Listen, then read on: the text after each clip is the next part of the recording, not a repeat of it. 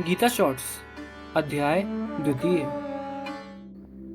कैसा हो अगर आप कभी असफल ही ना हो, हर काम में सिर्फ सफलता ही मिले आपको। भगवान कृष्ण श्लोक 40 में अर्जुन को वही राज बताते हैं। भगवान कृष्ण कहते हैं, इस कर्मयोग में आरंभ का अर्थात बीज का नाश नहीं होता, ना ही इसमें फल की असफलता का दोष है, बल्कि कर्मयोग रूपी धर्म का थोड़ा सा अभ्यास भी जन्म मृत्यु के महाभय से मुक्ति दे देता है।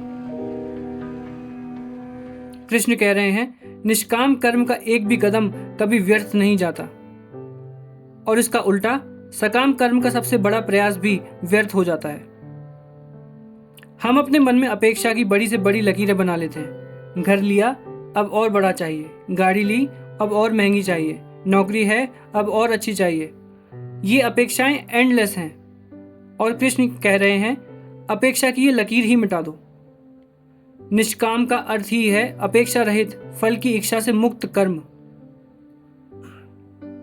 जब मन में कोई अपेक्षा ही ना रहे तो छोटी सी छोटी क्रिया भी तृप्ति दे सकती है, क्योंकि कंपैरिजन की वो लाइन ही खत्म हो जाती है। इसलिए कृष्ण कहते हैं, मैं तुझसे निष्काम कर्म की बात कर रहा हूं अर्जुन, क्योंकि निष्काम कर्म करने वाला कभी भी असफलता को अनुभव नहीं करता। जो लोग हर काम में भविष्य की गारंटी ढूंढते हैं वो अक्सर दुखी रहते हैं, क्योंकि जीवन में अगले मोड़ पर क्या होगा ये किसी को नहीं पता। तो क्या इसका अर्थ ये है कि निष्काम कर्म करने वाले के जीवन में कभी मुसीबत आएंगी ही नहीं? आएंगी, जरूर आएंगी।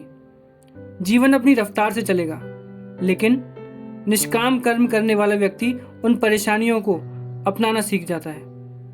उसके जीवन में बाधाएं उठती ही नहीं, क्योंकि बाधाएं उठती हैं अपेक्षा से। अब जो कुछ भी हो रहा है वही मंजूर है। यही है निष्काम कर्म। इसके आगे अगली वीडियो में।